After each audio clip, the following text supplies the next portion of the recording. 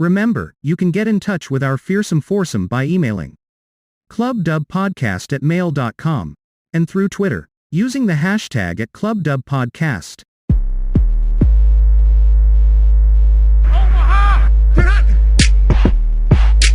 Welcome to the Club Dub Football Podcast, where the only question is, does your team make it into the club?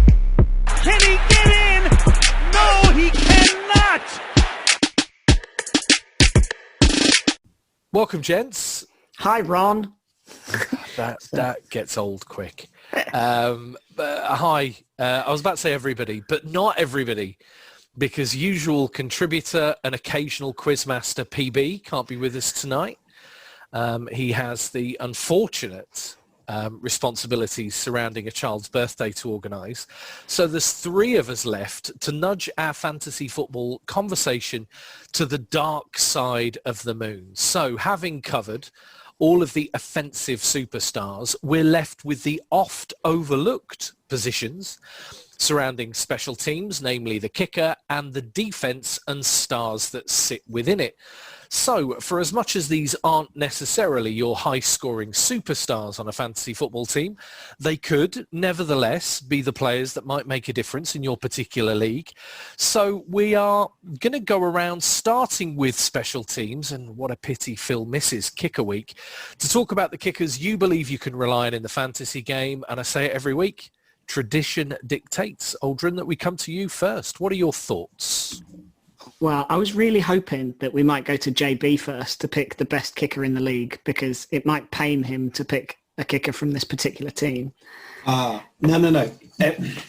Ever since, and this was about 5 or 6 years ago now, ever since Justin Tucker made that game-winning kick and then went into his press conference and said, "Man, it feels a bit up dog in here." "What's up, dog?" "Nothing much, man. What's up with you?" He officially gets a pass, and also you can't deny his talent. You really can't. Again, the Steelers fan in me wants to, but you can't. If Adam Vinatieri was automatic Adam, I don't know what that would make Justin. Just kick it, Justin, or something terrible like that. But he's the man. He's amazing. So yeah, I mean, he obviously would be number one on the board. I don't know. I feel like there's probably three that are kind of top tier at the minute, or certainly from last season, because I think the thing with kickers is you kind of have to go off the last year, because they can chop and change so frequently. You know, they just hit a hot streak and they're incredible for a season. So, I mean, the other two that I would say is Harrison Butker from the Chiefs, purely because of the amount of time that he gets to kick, you know, the arbitrary field goal, because he's not kicking distance, is he? But, you know, notching up those nice field goal points is always good. But the guy for me, and he was the guy that I had in my team last year and did incredibly well, was Younghoe Koo. I think he looked incredible for Atlanta, and I think last year he kicked the most field goals over 50 yards, if I remember rightly. And obviously that's where you want to be if you're picking your kicker for fantasy, is somebody that's, you know, kicking points a lot, and particularly if they're kicking from 50 plus, then that's where you notch up your fantasy points, isn't it? So any of them three really, I think, are pretty much gold. So to provide you with a bit of detail to fill in the blanks, according to Google, Justin Tucker's nickname officially is Legatron. There you go. Should have good Lord. That's terrible. There you go. Okay. J Tuck also appears on Google's listing, but yeah, Legatron seems to be the one. So if we continue the chat, Aldrin, with him then, with Tucker, he is so super reliable, and in a team, again, a bit like the Chiefs, that are going to score a lot of points, so he's got a lot of opportunity to swing his leg at a pigskin. Is he the kind of kicker that in a fantasy draft you believe our listeners should be sneakingly picking a little early on? Now, I'm not talking round 1, 2 or 3, but as many of us will know, having done years of fantasy football draft, kickers often end up being an afterthought, right? Somebody will pick the first one in round 8 or 9, and then all of a sudden people realise they need to have them on their roster. is Justin Tucker enough of a guaranteed point-scoring phenomenon to put him up there amongst the picks often reserved for running back and wide receiver? I think so, because I think the problem is when you get to the sort of territory you're talking about, like after round 3 or something like that, you could easily pick up, or people will often comfortably pick up a bang average wide receiver or a bang average running back that could well turn out to do absolutely nothing for that year, just to stockpile those positions. My strategy is always to try and the best group of players that I need to fill out my roster and then pad it out as time goes by. Whereas I think some people who, might remain nameless from our fantasy group last year might stockpile, 7 running backs and then not have the rest of the team. So my strategy is always to try and get the best players at every position that I can first and then fill it out with, also rans. So yeah, I'd say go for it.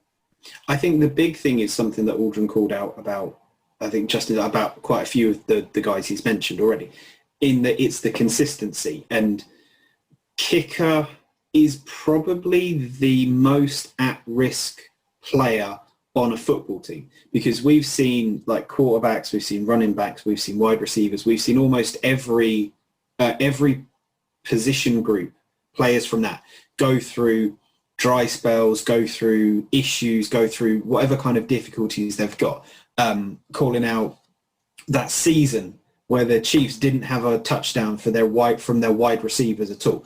Thinking about, and this will of course be the Steelers fan again, Deontay Johnson last season, just absolutely refusing to catch the ball and just sort of letting everything slip through his fingers. You see kickers go through difficulties as well. And to kind of go with like what Hall of Famer Jimmy Johnson said, that 93 season, his kicker had a bad game, came off the field and said to him, I don't know what's wrong, coach. I think I've just lost my confidence. And Jimmy Johnson said, well, that was all I needed to hear. I cut him and got myself a new kicker.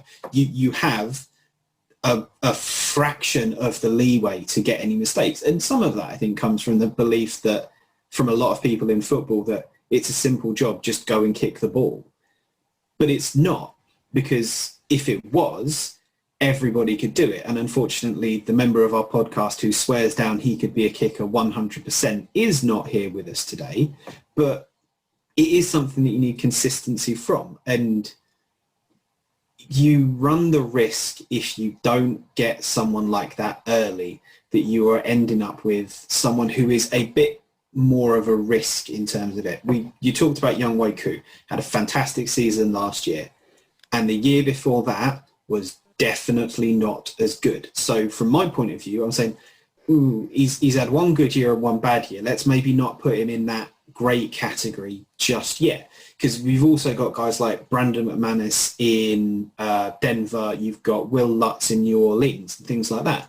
But you've then got to balance out the team around them as well. Because with the Saints, if we use Lutz as the example, the Saints today named Jameis Winston as their starting quarterback for at least the first game of the season. And does that mean Lutz is going to have more or fewer opportunities for field goals? And those field goals, are they going to be in a better or worse position? You start to get into those kind of complications. And like Aldrin says, you can pick up a wide receiver in round 8 or 9 that's still like a 1 or a 2 in most teams' schemes.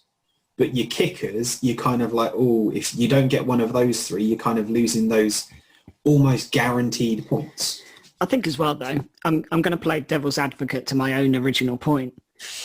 But if you can't get somebody like a Justin Tucker, like if you can't get an absolute lock at the position, like you point out, whilst some kickers will, have down years and not be great, equally, like Young Wei Koo last year, can just get hot and be on an absolute streak. And those are the maybe players you can, pick up off the wire in a couple of weeks into the season, and they can see you through as well. So I don't know. I always find positions like that are such a risk in terms of where you draft, because you don't want to miss out on good ones, but equally sometimes you might find value a little later on. But I think Justin Tucker's a guy that I would be draft him if he was there and I needed that position. So I'm going to chip in and I guess make my own point about the kicker I would pick. Nearly got that wrong. But to start with, to take your 2 points, I think the kicker is probably the prime position where as an NFL fantasy football player, you look at form, right? It's almost got that racehorse element of form about it. So when you're looking at the good kickers, you're thinking, who's moving? Kickers who move teams, are they moving from outside to inside? Kicking in a dome can be favourable and so on and so forth. But I think that brings with it a certain element of risk. It all starts to mess with that whole ritual that goes around being an NFL kicker. You know, comfort and the ability to be confident and have a kind of level head in those pressure kind of moments is so critical. So here's one I'm going to throw. A guy who I think had all of these problems early on in his career and suddenly, for me, occupies that kind of second tier behind the Tuckers, maybe the Lutzes. I think he's maybe half a step back.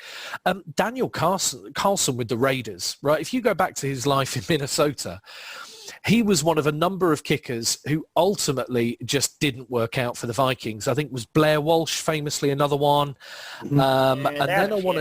And then who was it they took from? Was it from the Cowboys? So did they have Dan Bailey? Didn't they? Dan Bailey, didn't they? They had Dan, who again as a Cowboy was pretty much automatic, albeit when he went to Minnesota it was off the back of an injury. But yeah, I think Daniel Carlson looks great. He's got a really long kind of leg, so you can absolutely count on him for the odd over 50s, can't you? I mean. You know, he's the kind of guy that from 50, 55, you know, you maybe fancy more than others.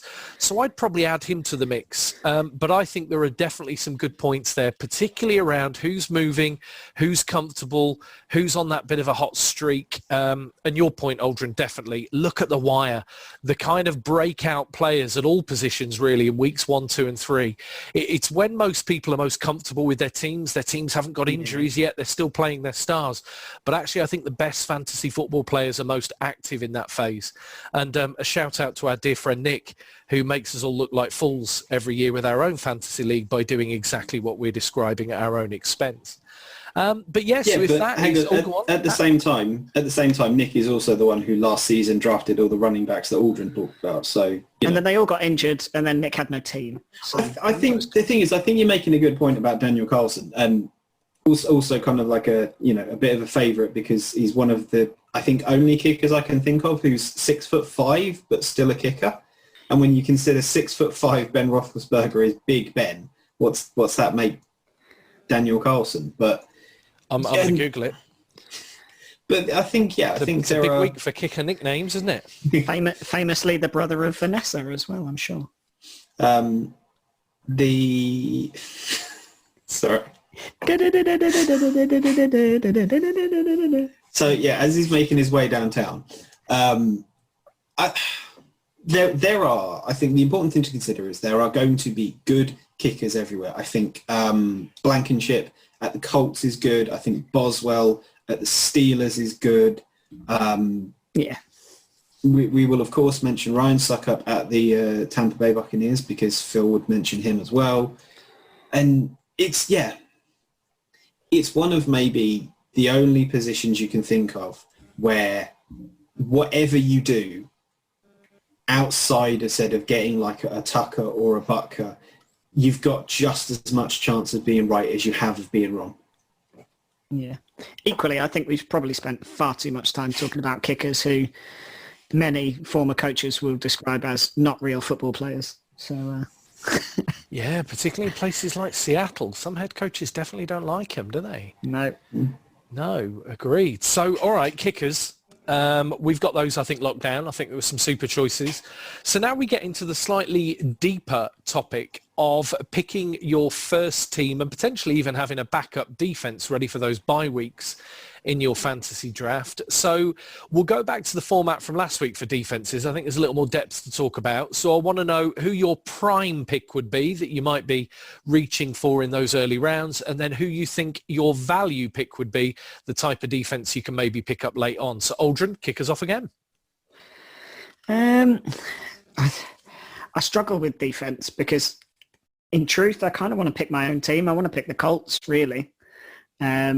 I think we've got a great defense, and one that will kind of get plenty of points. I feel like we've added a few sacks in there this year with the lads we've drafted. We've just got a really good scheme that seems to work for the players we've got, obviously headlined by Leonard. But yeah, I would say our defense is a really good one, mainly because we kind of bend, don't break. So we don't ship an awful lot of points. Equally, we didn't score a lot of points last year, so it wasn't the most exciting. But the Colts probably feel like one of the teams that I would go for. There's a couple of others, but they're the team that I'm going to plump for as my kind of lock, other than the Rams, obviously, but I'm going to let somebody else talk about them. And then I don't know. I think it's tough because somebody like the 49ers have historically been really, really good. But equally last year, their defensive performance, like from a fantasy perspective, particularly wasn't great. And they missed those kind of headline players of Bosa and others. But I'm going to plump for the Chargers as my kind of sleeper team almost. I think the thing with the Chargers is that I think they'll be much better this year anyway. They've got a defensive-minded head coach that's come in. So he's going to want to get them set on that side of the ball. But also I think they've got Derwin James back this year. And I think that completely changes the face of what that defense is capable of. I think they've really missed him. And I think with Bosa on the line and others and Derwin James coming back, I think they're a really potent defense. I think sacks and interceptions could go much higher than they have done in previous years. So they would be my sleeper team if I was going to try and pick one that might kind of slip under the radar of those top tier teams. Nice. JB? I think, like Aldrin, my first instinct is to go for my own team. I think the Steelers have got good players at every level of the defense. I think you look at that D-line comprised mainly of Cam Hayward and Stephon Tuitt. I think that linebacking core with TJ Watt, who ultimately, if you're looking at drafting a defense or you're just drafting a linebacker, you have to consider kind of paired up with Devin Bush coming back and with, I think, Joel Schubert, they've just traded him from the Jags. He's really good. And then Minka Fitzpatrick at the back end. Yes, Joe Hayden. Yes, there are some questions about who's going to fill the other cornerback position, but you've got Minka Fitzpatrick. And as he proved in the season when the Steelers drafted him, that guy is going to find the ball and that guy is going to get it. So there's some good consideration there. However, I will probably look outside of the Steel City, and if I'm going for a definite defense, I would probably encourage our listeners to consider the Baltimore Ravens. Because oh my goodness! Really? I know. Yeah. How does that taste? Is it bitter, James? Yeah. It's okay because, you know, in much the same way as the Steelers are Pepsi Max, you obviously have the Baltimore Ravens who are Coke Zero. You know, not quite as good, but roughly doing the same thing. But no, the Ravens have always been a very strong defensive team. That's been their identity, and that's why they were on the list that Rob gave me when I was picking my team initially when I started being a fan. And John Harbaugh, as a special teams guy, you're not looking at it from, like, if you look at the Patriots, you think, oh, the Patriots are good on offense, but Bill Belichick is a defensive genius. That's where their strengths lie. And you see that in Kyle Shanahan and Sean McVay at the 49ers and the Rams. Yes, they've got strong defenses, but ultimately all of the creativity is really going into the offensive side of the ball because that's where their brains are. John Harbaugh doesn't necessarily have that necessary handicap, let's say, because he's not from either of those. He's from one where you kind of have to do a little bit of everything. So the Ravens defense is stacked quite nicely, and I think you would be a fool to ignore kind of the historic performance of them. For my sleeper team, I am, and I'm sure listeners are going to love this, I am also staying in the AFC North, and I'm going to Cleveland because I think there are... one of the reasons I didn't talk about the Rams is because I think especially this season, obviously you have Aaron Donald, and Aaron Donald kind of does at times enough for an entire defense by himself. But the Rams have lost a couple of key pieces like Johnson and Troy Hill. And weirdly enough, both of those pieces are now on the Browns, who, in addition to having Myles Garrett, have now added Jadeveon Clowney. Now, saying Clowney didn't live up to his draft potential, I think, is underselling it. However, I think, like we talked about last week, like we've talked about before, is the D-line good because of the backs, or are the backs good because of the D-line? And from the Browns' point of view, well, you've got great players on both now. So if the quarterback's got to hold the ball because you've got Johnson and Hill combining with some of the other fantastic backs that the Browns have got, is that going to give more time for Clowney and more specifically Myles Garrett to get through the offensive line and get to the quarterback? And probably Aaron Donald and TJ Watt aside, I cannot think of somebody that I would want getting to my quarterback less than Myles Garrett, because that guy is a house who moves like Usain Bolt. Did you see him put a suit on? That was quite a sight. Like it was folded into blink film. It was ridiculous. I remember watching the Rams Hard Knocks that they did, and in the first episode they're doing ping pong, and Aaron Donald's one of the players, and they end up playing shirts and skins. And I was watching it with my girlfriend at the time, and she was like, "Oh, he's a big guy." I was like, "Yeah, he's quite large." And then Aaron Donald takes his shirt off, and he's like, "Oh no, he's not a big guy. He is absolutely carved out of some form of stone or granite or something." That guy was, I was about to say a bad word there, very, very large. And Myles Garrett just looks exactly the same. Myles Garrett makes normal-sized humans look like children. That guy is scary. And if he's got more time to dissect the play because the quarterback's holding the ball, that quarterback is going on his back. Right. So my points are going to differ slightly. And let's start by saying I don't think any player in the NFL is comparable to Aaron Donald. I think he is an absolute one-off. I see what you're trying to do with the Myles Garrett comparison. But I think in the history of the NFL, Donald stands alone for me. So Aldrin's already said it. I'm amazed no one else has taken them, considering I'm going third. The LA Rams would absolutely be my lock at defense. I know their DC has moved on and they're now looking at effectively retaining the same scheme. But I think they've got some real talent at cornerbacks, true lockdown corner.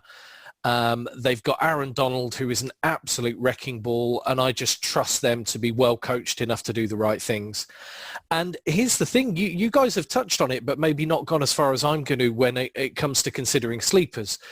Now, I'll get to my sleeper point, but I think once you go away from those elite 5 or 6, maybe NFL defenses, I think ultimately I trust coaching more than I trust personnel. I think if you look at certain coaches in the league, I mean, Bill Belichick would be one. I mean, Sean Payton would be another. You know, coaches who, whatever kind of personnel you give them, I trust them to build a scheme and have them playing in a way that helps them perform, achieve something above the sum of their parts, I suppose is what I'm saying. So when you're looking at sleeper defenses, particularly if you're really struggling towards the tail end, I would not only consider the Patriots, obviously, as I've said, and the Saints. I'd consider areas like the Washington football team. I think Jack Del Rio, is a really good coordinator. You've obviously got Riverboat Ron, who, again, I absolutely believe will have that team prepared. And as much as you could probably argue that with a bit of growth, and it's not impossible to think that Washington probably have a couple of lurking potential next-gen superstars on the defensive side of the ball, I just think when you get into those murky middle areas, I'm just going to trust coaching every time. I think there are probably some green shoots, as you've both mentioned your own teams. I'm going to do the same with mine, coming out of Arizona.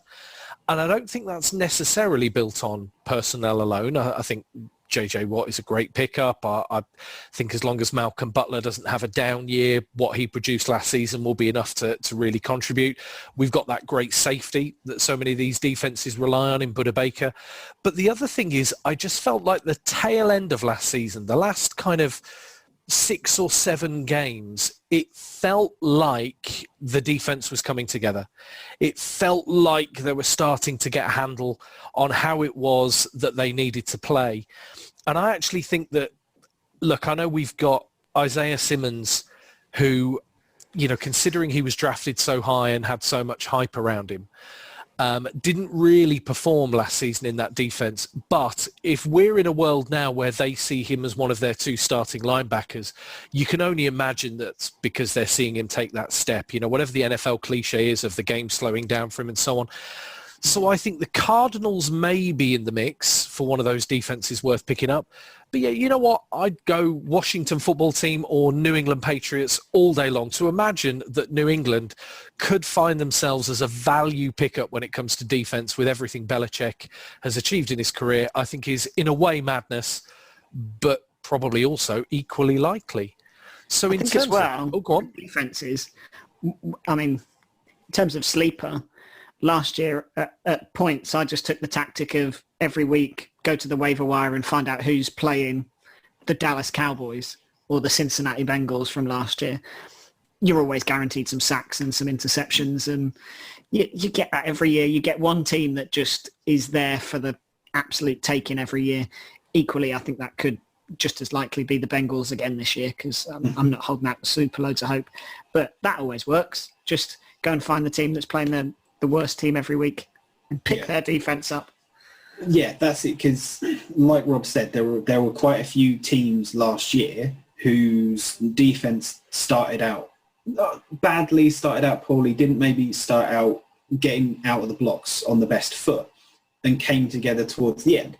And just to bring us around to talking about all 4 of the teams off the pod, I think we do have to kind of talk a little bit about the Bucks and the fact that they have kept everybody who started in that Super Bowl on defense. Yeah. And that defensive performance ultimately was what won them it. That was incredible. I remember us talking and watching the game about whether you could give Todd Bowles the Super Bowl MVP for the game plan of what he was doing. So if that was the Bucks, like the Cardinals, like we're saying with the Cardinals, and I do agree with Rob, I had the Cards down as one of my sleeper potentials. If that was them coming together and they're all coming back for next year, that's going to go quite badly for a lot of other teams. But there's a weird thing there, JB. And the weird thing is, I think that kind of sums up the point I just made. There are some real superstars on that Bucks defense, don't get me wrong. And there are some very, very good young players. So I think of, I want to say Devin White. Linebacker, have I got that right? Yeah. No, that's right. He's probably the one that immediately jumps out. You've obviously got players like Sue and Jason Pierre-Paul and so on who are experienced and absolutely know what's expected.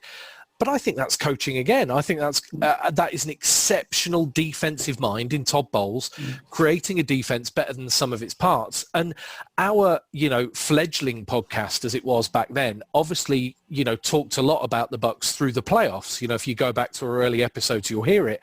And we talked about this incredible weakness the Buccaneers had in the secondary. We talked about the fact they were there to be taken by one of those big offensive powerhouses.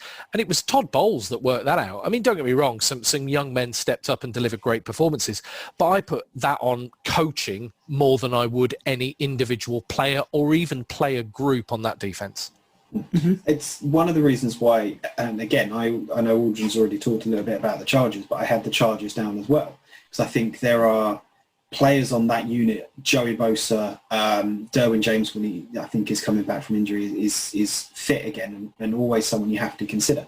But again, it's a new staff coming in from that side of the ball and just thinking, okay, now let's see what someone with those chess pieces can do.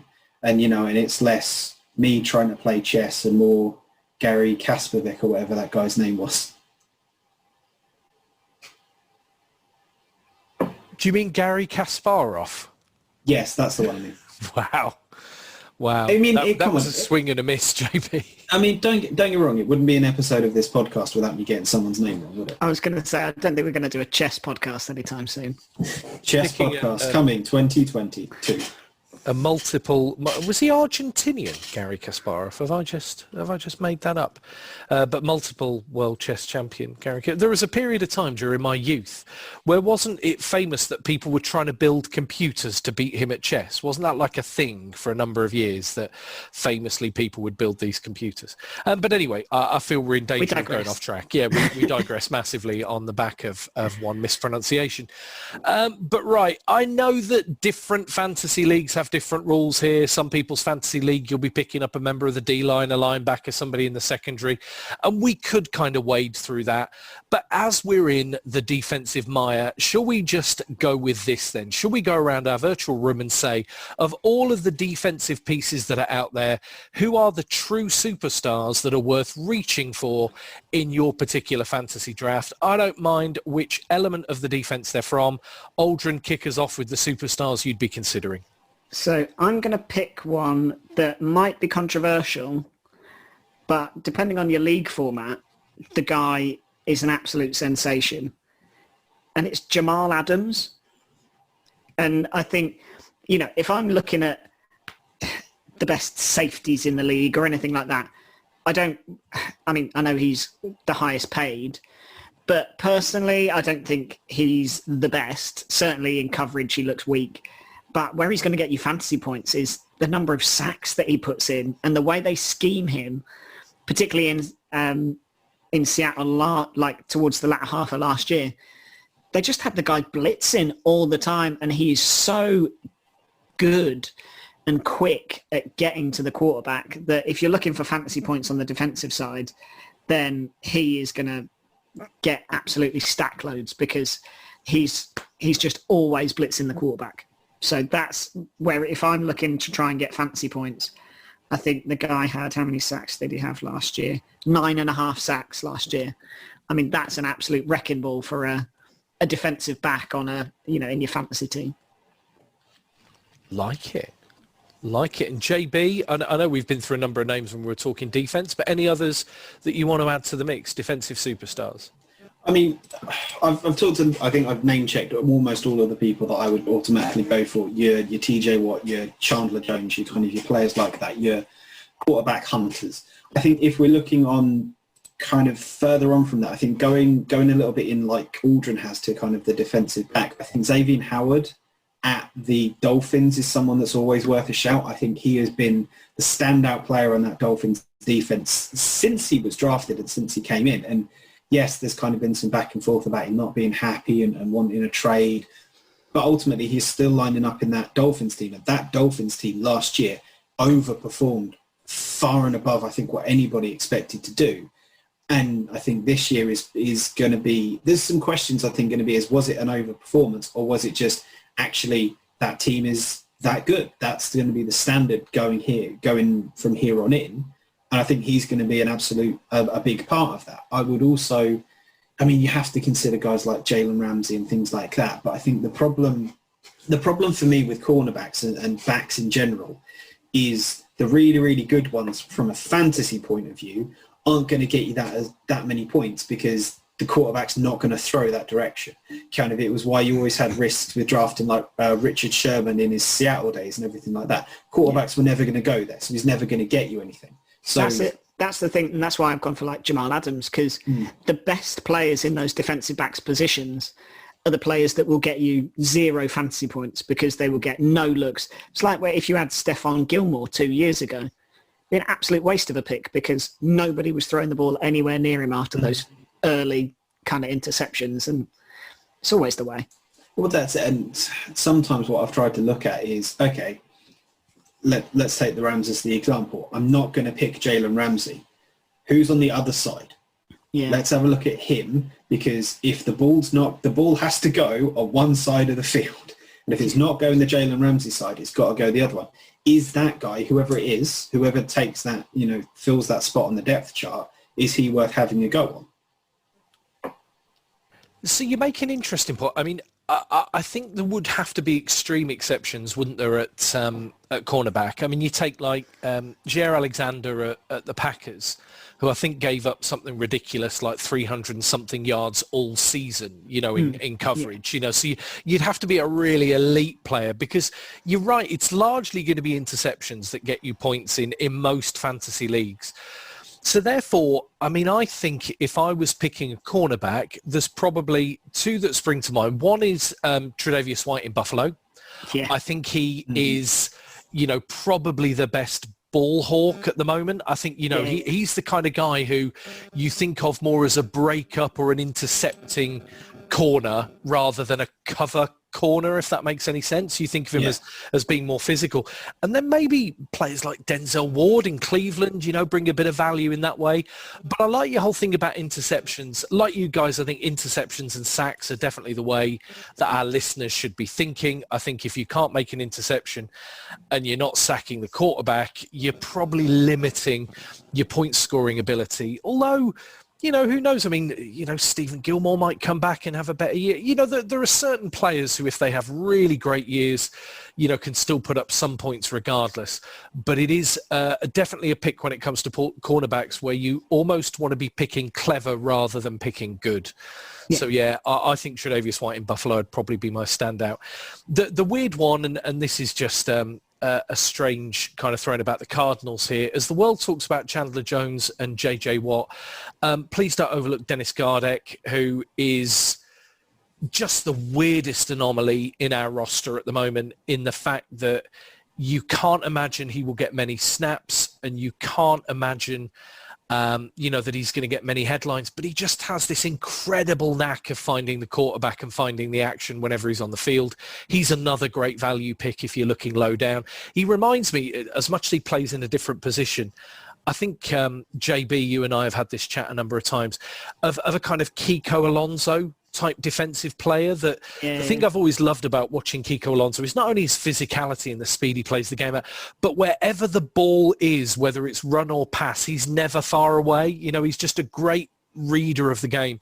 And I think maybe, in 12 months' time, Gardick will be attracting a lot more attention than he does now. So maybe he'd be my sleeper.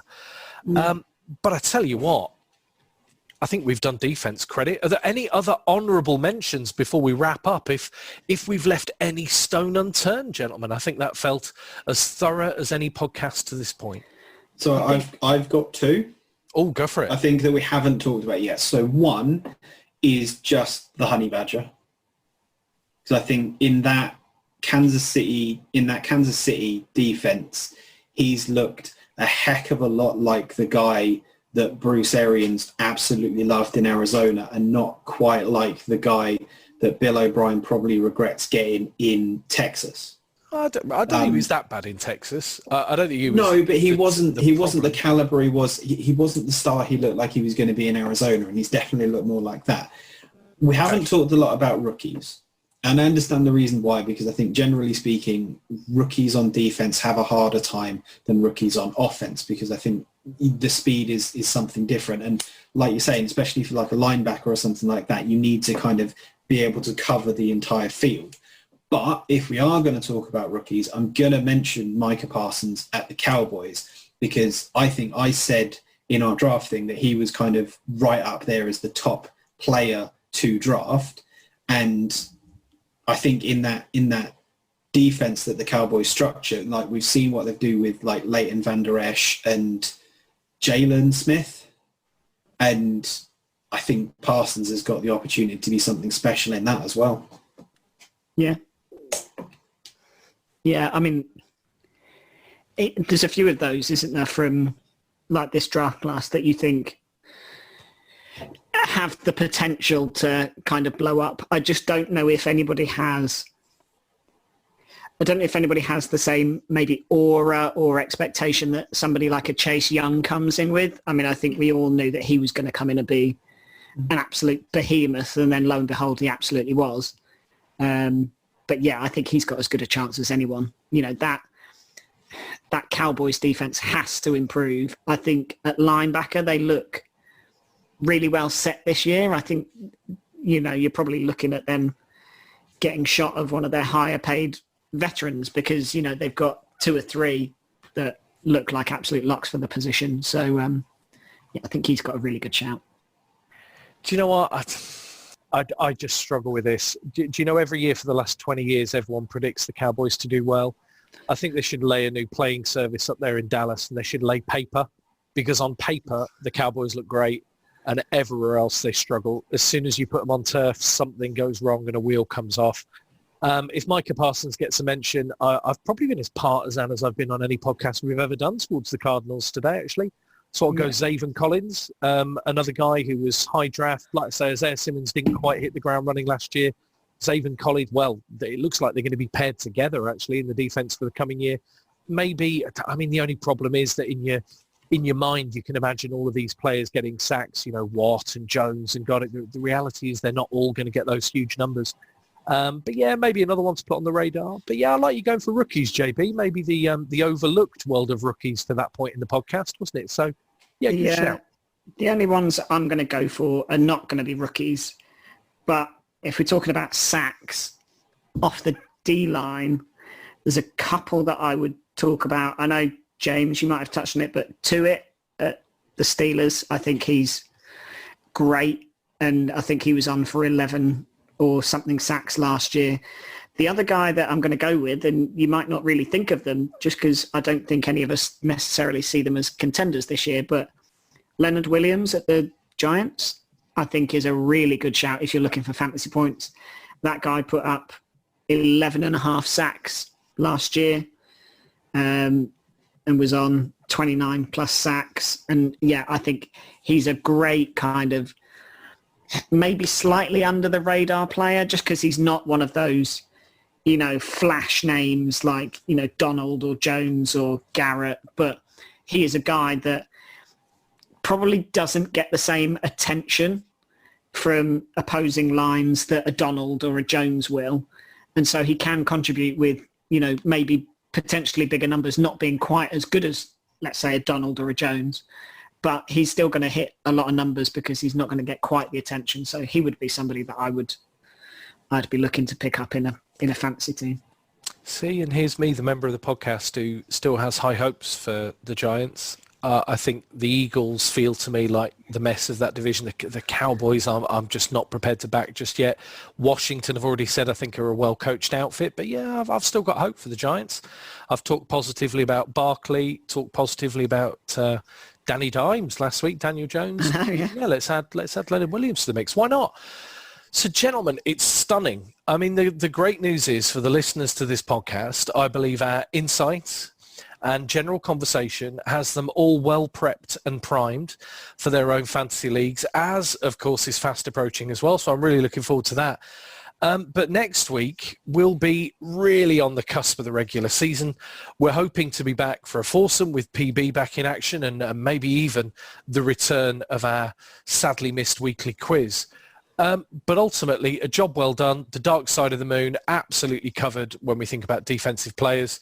Should we get back together in a week's time and do it all again? Sounds good. Yes. Brilliant stuff. Well, thank you everyone for listening. We'll see you in 7 days. Thanks a lot.